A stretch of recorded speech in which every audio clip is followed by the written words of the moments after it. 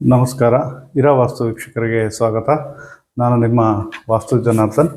ಈ ದಿನದ ವಾಸ್ತು ಸಂಚಿಕೆಯಲ್ಲಿ ಮೊದಲಿಗೆ ಏನಪ್ಪ ಅಂತಂದರೆ, ನಾವು ಇಷ್ಟು ದಿನ ಯಾವುದೇ ಒಂದು ವಾಸ್ತು ವಿಚಾರನ ಬರೀ ವಿಡಿಯೋ ಮುಖಾಂತರ ನಿಮಗೆ ಎಕ್ಸ್ಪ್ಲೈನ್ ಮಾಡ್ತಾ ಇದ್ದೆ. ಸುಮಾರು ಜನ ನಮಗೆ ಬೋರ್ಡ್ ಮೇಲೆ ಬರೆದು ಮಾಡಿದ್ರೆ ತುಂಬ ನೀಟಾಗಿ ಅರ್ಥ ಆಗುತ್ತೆ, ಮತ್ತು ಅದೇ ರೀತಿ ನಮಗೆ ಗೊತ್ತಾಗುತ್ತೆ ನೀವು ಬೋರ್ಡ್ ಮೇಲೆ ಯಾಕೆ ಮಾಡಬಾರ್ದು ಅಂತ ಕೇಳಿದ್ರು. ಆದ್ದರಿಂದ ಇವತ್ತಿನಿಂದ ಬೋರ್ಡ್ ಮೇಲೆ ನಾನು ಎಕ್ಸ್ಪ್ಲೈನ್ ಮಾಡ್ತಾ ನಿಮಗೆ ವಿವರಿಸೋಕ್ಕೆ ಇಷ್ಟಪಡ್ತೇನೆ.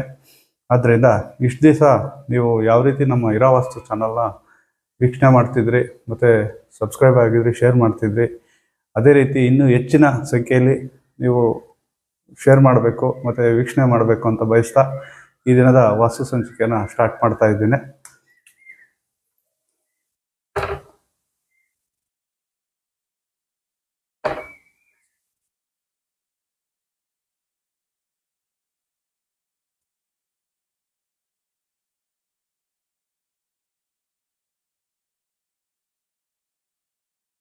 ಈ ದಿನದ ಮೊದಲ ಸಂಚಿಕೆಯಲ್ಲಿ ನಾವು ವಾಸ್ತು ವಿಚಾರದಲ್ಲಿ ಸಂಪನ್ನು ಯಾವ ರೀತಿ ಮಾಡಬೇಕು, ಯಾವ ಭಾಗದಲ್ಲಿ ಮಾಡಬೇಕು ಅನ್ನೋದ್ರ ಬಗ್ಗೆ ನಿಮಗೆ ವಿವರಣೆಯಾಗಿ ತಿಳಿಸಲಿದ್ದೇನೆ. ಮೊದಲಿಗೆ ಯಾವುದೇ ರಸ್ತೆ ಆಗಲಿ, ಉತ್ತರದ ರಸ್ತೆ ಆಗಲಿ, ಪೂರ್ವದ ರಸ್ತೆ ಆಗಲಿ, ಪಶ್ಚಿಮದ ರಸ್ತೆ ಆಗಲಿ, ಉದಾಹರಣೆಗೆ ಇದು ಪೂರ್ವದ ರಸ್ತೆ. ಪೂರ್ವದ ರಸ್ತೆಗೆ ಸೈಟು ಈ ಥರ ಇರುತ್ತೆ. ಈ ಭಾಗದಲ್ಲಿ ನಾವು ಸಂಪು ಯಾವ ರೀತಿ ಮಾಡ್ಕೊಳ್ಬೇಕು ಅನ್ನೋದೇ ಒಂದು ಸುಮಾರು ಜನಕ್ಕೆ ಗೊಂದಲ. ಒಬ್ಬೊಬ್ರು ಒಂದೊಂದು ರೀತಿ ಹೇಳ್ತಾರೆ, ಒಬ್ಬೊಬ್ರು ಒಂದೊಂದು ರೀತಿ ಮಾಡ್ಕೊಳ್ತಾರೆ. ಆದ್ದರಿಂದ ಈಗ ಸಪೋಸ್ ಮನೆ ಇಲ್ಲಿರುತ್ತೆ ಅಂದ್ಕೊಳ್ಳಿ, ಈ ಭಾಗದಲ್ಲಿ ಮನೆ ಇರುತ್ತೆ. ಆಗ ಸಂಪು ಎಲ್ಲಿ ಮಾಡಬೇಕು ಅನ್ನೋದೇ ಸುಮಾರು ಜನಕ್ಕೆ ಗೊಂದಲ. ಕೆಲವೊಬ್ಬರು ಸಂಪನ್ನ ಇಲ್ಲಿ ಮಾಡಿಸ್ತಾರೆ ಮನೆಗೆ ಈಶಾನ್ಯದಲ್ಲಿ, ಕೆಲವೊಬ್ಬರು ಇಲ್ಲಿ ಮಾಡಿಸ್ತಾರೆ, ಕೆಲವೊಬ್ಬರು ಈ ಭಾಗದಲ್ಲಿ ಸಂಪು ಮಾಡಿಸ್ತಾರೆ.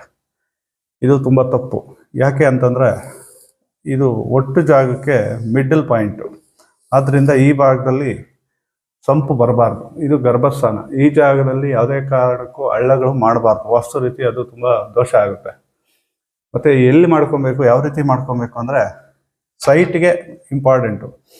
ಈಗ ಇದು 40 ಅಡಿ, ಇದು 60 ಅಡಿ, 60-40 ಸೈಟ್ ಆದರೆ ನೀವು ಮನೆಗೆ ಎಲ್ಲ ಮಾಡಬೇಕಾಗಿರೋದು. ಸಂಪು ಯಾವುದೇ ಕಾರಣಕ್ಕೂ ನೀವು ನಿವೇಶನಕ್ಕೆ ಕೌಂಟ್ ಮಾಡಬೇಕಾಗುತ್ತೆ. ಈಗ ಇದು ಮನೆ ಡಯಾಂಗಲ್ ಆದರೆ ಇಲ್ಲಿಂದ ಇಲ್ಲಿಗೆ ಡಯಾಂಗಲ್ ಆದರೆ ಈ 60 ಫೀಟು ಪೂರ್ವ ಪಶ್ಚಿಮ ಜಾಗದಲ್ಲಿ ನೀವು ಈ ಭಾಗದಲ್ಲಿ ಮಾಡ್ಬೋದು. ಈ ಭಾಗದಲ್ಲಿ ಸಂಪ್ ಮಾಡ್ಬೋದು, ಉತ್ತರ ಈಶಾನ್ಯ. ಅಥವಾ ನಮಗೆ ಇನ್ನೂ ಹತ್ರ ಬೇಕು ಮನೆಗೆ ಅನ್ನೋದಾದರೆ ಇಲ್ಲೂ ಮಾಡ್ಬೋದು, ಮತ್ತು ಈ ಭಾಗದಲ್ಲೂ ಮಾಡ್ಬೋದು. ಪೂರ್ವ ಈಶಾನ್ಯದಲ್ಲಿ ಈ ಭಾಗದಲ್ಲೂ ಮಾಡ್ಬೋದು.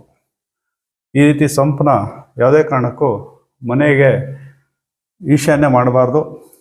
ನಿಮ್ಮ ಖಾಲಿ ನಿವೇಶನ ಒಟ್ಟು ಜಾಗ ಏನಿರುತ್ತೆ, ನಿಮ್ಮ ಕಾಂಪೌಂಡ್ ಏನು ಬರುತ್ತೆ, ಕಾಂಪೌಂಡಿಗೆ ಕೌಂಟ್ ಮಾಡಿನೇ ಸಂಪನ್ನ ಮಾಡಬೇಕಾಗುತ್ತೆ.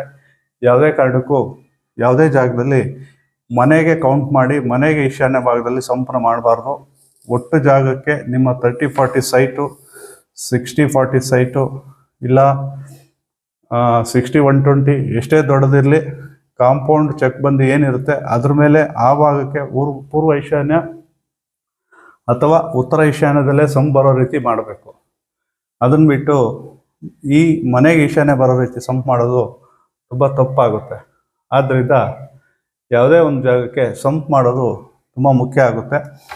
ಈ ಈಸ್ಟ್ ರೋಡ್ಗೆ ನಾನು ನಿಮಗೆ ಕೊಟ್ಟಿದ್ದೀನಿ. ಅದೇ ರೀತಿ ನಾರ್ತ್ ರೋಡ್ಗೂ ಇದೇ ಭಾಗದಲ್ಲಿ ಮಾಡ್ಬೋದು. ಅದೇ ರೀತಿ ಸೌತ್ ರೋಡ್ಗೂ ಇದೇ ಭಾಗದಲ್ಲಿ ಮಾಡ್ಬೋದು. ಅದೇ ರೀತಿ ವೆಸ್ಟ್ ರೋಡ್ಗೂ ಇದೇ ಭಾಗದಲ್ಲಿ ಮಾಡ್ಬೋದು. ಆದ್ದರಿಂದ ಯಾವುದೇ ಒಂದು ಜಾಗಕ್ಕೆ ಆಗಲಿ, ಯಾವುದೇ ರಸ್ತೆ ಇರಲಿ, ನೀವು ಈಶಾನ್ಯ, ಪೂರ್ವ ಈಶಾನ್ಯ ಅಥವಾ ಉತ್ತರ ಈಶಾನ್ಯದಲ್ಲೇ ಸಂಪನ್ನ ಮಾಡಬೇಕಾಗುತ್ತೆ. ದಯಮಾಡಿ ಅದನ್ನು ಬಿಟ್ಟು ಬೇರೆ ಜಾಗಗಳಲ್ಲಿ ಮಾಡಿ. ಯಾಕಂತಂದರೆ ಸುಮ್ಮನೆ ತೊಂದರೆಗಳಿಗೆ ಸಿಗಾಕೊಳ್ಳೋಕೆ ಹೋಗ್ಬೇಡ್ರಿ. ಕಾರಣ ಏನು ಅಂತಂದರೆ ಒಂದು ಸಂಪು ಮಾಡೋದಕ್ಕೆ ಕಡಿಮೆ ಅಂದ್ರೂ 40,000-50,000 ಖರ್ಚು ಬರುತ್ತೆ. ಆದ್ದರಿಂದ ಅಷ್ಟು ಅಮೌಂಟ್ನ ನೀವು ಇನ್ವೆಸ್ಟ್ ಮಾಡಿ ಅದು ವಾಸ್ತು ರೀತಿ ಇಲ್ಲ ಅಂದರೆ ಅದರಿಂದ ನಿಮಗೆ ತುಂಬ ವಾಸ್ತು ರೀತಿಯ ತೊಂದರೆಗಳಾಗುತ್ತೆ. ಅದು ಒಳ್ಳೆಯದಲ್ಲ. ಆದ್ದರಿಂದ ದಯಮಾಡಿ ಈ ವಿಡಿಯೋ ನೋಡಿ ಆದರೂ ಸರಿಯೇ, ಅಥವಾ ನಮ್ಮ ಕಾಂಟ್ಯಾಕ್ಟ್ ನಂಬರ್ಗೆ ಸಂಪರ್ಕ ಮಾಡಿ ಆದರೂ ಸರಿಯೇ, ಇಲ್ಲ ಯಾರಾದರೂ ಒಳ್ಳೆಯ ವಾಸ್ತುವನ್ನ ನೀವು ಸಲಹೆ ತೊಗೊಂಡಾದರೂ ಸರಿಯೇ ಈ ರೀತಿನೇ ಮಾಡ್ಕೊಳ್ಬೇಕು ಸಂಪನ್ನ. ಇದನ್ನು ಬಿಟ್ಟು ನೀವು ಬೇರೆ ರೀತಿ ಸಂಪನ್ನ ಮಾಡ್ಕೊಂಡಿದ್ದೆ ಆದರೆ ಅದು ವಾಸ್ತು ರೀತಿಯ ದೋಷಗಳಾಗುತ್ತೆ. ಆದ್ದರಿಂದ ಸಂಪು ಮಾಡುವ ವಿಧಾನನ ಈ ದಿನ ನಿಮಗೆ ವಿವರಿಸಿದ್ದೇನೆ. ಇಷ್ಟ ಆಗಿದೆ ಅಂತ ಭಾವಿಸ್ತಾ ಇದೇ ರೀತಿ ನಮ್ಮ ಇರಾವಾಸ್ತು ಚಾನಲ್ನ ವೀಕ್ಷಣೆ ಮಾಡಿ ಮತ್ತು ಶೇರ್ ಮಾಡಿ, ಸಬ್ಸ್ಕ್ರೈಬ್ ಮಾಡಿ ಅಂತ ಹೇಳ್ತಾ ಈ ದಿನದ ವಾಸ್ತು ಸಂಚಿಕೆನ ಇಲ್ಲಿಗೆ ಮುಗಿಸ್ತಾ ಇದ್ದೇನೆ. ನಮಸ್ಕಾರ.